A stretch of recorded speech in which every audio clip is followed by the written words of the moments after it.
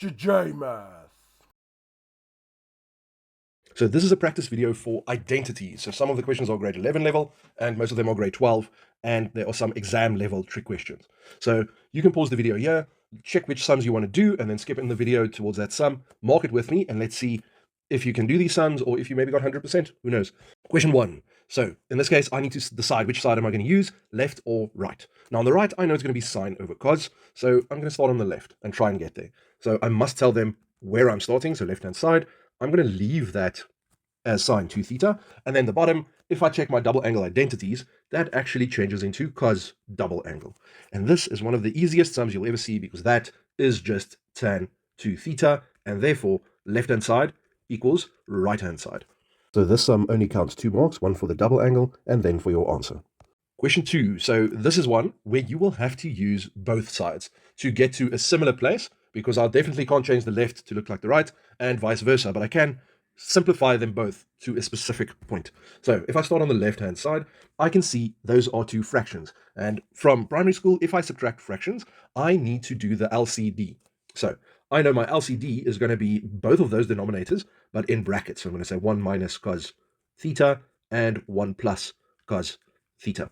So the left-hand side, I need to say it's 1 multiplied by the right denominator, the right-hand denominator. So 1 plus cos theta, and then minus 1, and then 1 minus cos of theta. So if I simplify the top, that would be 1 plus cos theta minus 1 plus cos theta. If I simplify the bottom, I need to FOIL, and that is actually difference of squares, so I know this is going to be 1 minus cos squared theta. So the top will become 2 cos theta, because the plus 1 and the minus 1 cancel each other out, and the bottom is just going to be sine squared theta according to my grade 11 identity. I really can't do much more than that. So now I'm going over to the right-hand side. I'm just going to change colors for you. So on the right-hand side, the top just stays like it is. Can't change anything. But the bottom, I can change the tan and I can change the sine double angle. So this will be sine theta over cos theta multiplied with 2 sine theta cos of theta.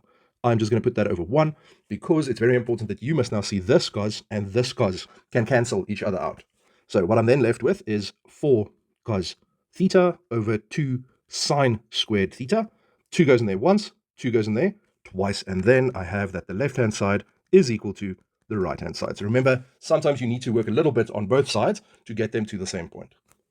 Let's see where you would get marks. So on the left-hand side, you'd get a mark for doing the LCD correctly, then for changing the denominator, so foiling correctly, and then using the correct identity. So 2 marks for the denominator. On the right-hand side, for changing tan and simplifying, and then for simplifying the answer correctly in the next step. Sometimes you get a mark for left-hand side equals right-hand side. Sometimes you don't. Don't take the chance. Please always write it. Question 3. So up top, I can see there's a double angle for sine. It only has 1 option. And then there's a double angle for cos at the bottom, which has 3 options to take. Now, I am always going to look at the end goal with this question. So I want to get to sine over cos, meaning at the bottom when I have to choose, I'm not going to introduce a new sine to the denominator because that will take me further away from the answer. So I am going to choose left-hand side, and I'm going to change the double angle. So this is sine theta minus 2 sine theta cos theta. Then at the bottom, this stays cos theta, but now this one I'm going to change into the option that only has a cos in it. So 2 cos squared theta minus 1, and there is a minus 1 there. Okay, so up top, I can not really do much, but I can maybe take out sine theta, so let's try that. So sine theta, and if I take it out, I'm left with 1 minus 2 cos theta. At the bottom, I can multiply that minus in, and then I see I'm going to have a plus 1 and a minus 1, which is going to cancel out. So at the bottom, I then just have cos theta minus 2 cos squared theta. Like I said, this becomes plus 1 minus 1, so they just cancel each other out. Now, the top I'm just going to leave like that for now. But at the bottom, I'm going to take out a common factor of cos theta. And perfect, that allows me now to cancel out the brackets, and then sine theta over cos theta is just tan theta. So in this case, the left-hand side is already equal to the right-hand side, so I do not need to work on the right-hand side. I must just tell them that I know it's equal, and then I will have full marks. This question could count 5 marks, so you'll get 2 marks for changing the sine double and the cos double, then for simplifying your numerator correctly, simplifying your denominator correctly, and then ending off with tan theta. So 5 marks for this question at least. Question 4. So this is once again a sum where I'll have to work with both sides. So now we always tell you guys to choose the most complicated side, the one that you can do the most with. Now, if I look at these two, both sides look complicated to me, but the right-hand side has a cos double angle. So always watch out for the cos double angle because you have 3 pathways to follow and only one of them will get you to the answer the quickest. The other 2 are possible, but it's going to be a bit of a detour. So I would avoid the cos double for as long as I can and change everything else that I can in the sum that only has 1 pathway. And that would be the easiest way to solve these. Otherwise, you are so far from the answer.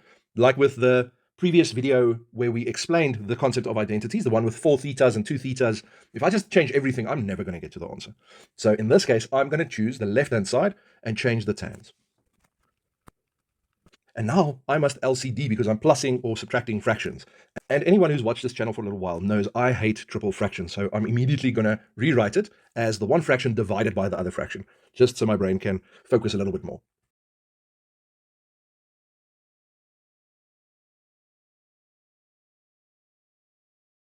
My left-hand side is now simplified as far as I can. And now I can go over to the right-hand side and try and get as close as possible to this answer. So up top, sine only has 1 pathway to go. So I am just going to change this into 1 plus 2 sine x cos x. Okay, so this feels familiar. So in your textbooks where you did identities, I think the very first question in the textbook is this specific sum.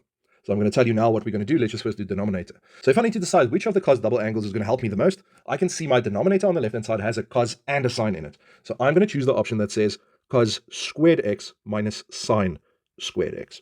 Okay, so now up top, I now need to get to a cos x plus sine x if I look at the left. The key is the number 1. So in grade 11, you learned that 1 can be written as sine squared x plus cos squared x. So I'm going to do that. I'm just going to put the cos squared in front and the sine squared at the back. Now, I feel like I'm getting closer, but it still looks horrible. Okay, so I need to factorize and see if I can get brackets, and then something's going to cancel out, and the other remaining brackets are going to be the ones that's on the left. Okay, so let's try and get there. So the top is actually a trinomial. I need to break that up into 2 brackets. Now I know one of the brackets is going to be cos x plus sine x because that's what is there on the left. I just need to figure out what the other one is. If I look at this, my cos squared has a 1, sine squared has a 1, everything is pluses. So I think this would just be cos x plus sine x plus sine x. Okay, if I look at the bottom, that is difference of squares. Now I know one of the brackets must be cos x minus sine x, and the other one we will just have to figure out. So this is how it's going to look. Up top, I did trinomials. At the bottom, I did difference of squares. And then there's a bracket with a plus, there's a bracket with a plus. So they can cancel out. And then I have that the left-hand side is equal to the right-hand side. This question is 6 or 7 marks. You'll get your first mark for changing the tans, then for timesing the big fraction on the left, and for getting the simplified answer. On the right, you'll get a mark each for the double angles, and then for factorizing correctly and cancelling out. And then maybe a mark for left-hand side equals right-hand side. How are you guys feeling about this at this stage? Does it feel like you're going to get this, or does it feel extremely complicated? Because in my few decades of teaching math, some people love identities because you know the answer already, and other people just hate it and would lose the marks. Please tell me how you guys feel so that we can make more videos and try and make it easier. Ask me questions so that I can understand if something is not clicking. I personally feel identities can be free marks, but just this week I found an identity that I could also not solve, and I had to really apply myself and think where would the connections be to get to the right-hand side. So hopefully you strike it lucky this year and they just ask easy ones. We'll see. Question 5. So I can now choose which side I want to start with. Many people start with the left. Other people feel that it's way easier to start with the right and make everything smaller. It's really up to you. I'm going to show you the left-hand side in this video. So try the right-hand side and see if we get to the same place. So if I write the left-hand side, I'm going to rewrite it not as a 4a, but as a double 2a, because now my brain can click, okay, sine's double angle, and the angle I'm working with is 2a. So I can expand this as 2 sine 2a, and then cos of 2a. Yeah, now if I look at the right-hand side, I don't see 2a's there. So that means I'm going to have to expand both of these into something. So let's just do the sine first, because that only has one option. So there was a 2, and I'm expanding it into 2 sine just a single a, cos of just a single a. Now I need to decide with the cos double, which one is going to get me to this specific answer. Now, this is the key. That sine cubed there tells me that I need an option that does not give me a cos cubed, but that can enable me to get a sine cubed. So I'm going to change this into 1 minus 2 sine squared a. So now I can just multiply the 4 sine a cos a into the bracket, and then I have the answer they are looking for. So now if you chose to work this from the right-hand side, you would just have to see that there's a common factor that you can take out of 4 sine A cos A with both. So your answer is going to look exactly like mine. You're just going to start at the bottom and work your way up top until you get sine 4A. But you can really choose either side. You can get full marks for both. This question would be 4 marks, a mark for changing the first sine double, and then a mark each for changing the next sine double and cos double, and then a mark for concluding your answer with the left hand equals to the right hand side. Question 6. Prove that 1 minus cos 90 minus 2 theta times tan 180 plus theta is equal to cos double angle. That looks very complicated. Now, this actually comes from an exam, so let's see how I would get that. So this is a grade 11 level reduction formula in the beginning, and then at the end, we're just going to have to see which double angle it is. So I don't think it's going to be too complicated. So if I start at the left-hand side, I can say this is 1 minus. That is then a co-function. So cos 90 minus always changes into sine, and the angle I'm working with is 2 theta. Now the tan, that is in the third quadrant. Tan is positive in the third quadrant, so that will just be positive tan. But I am just going to rewrite it into its tan identity, which says it's sine theta over cos theta.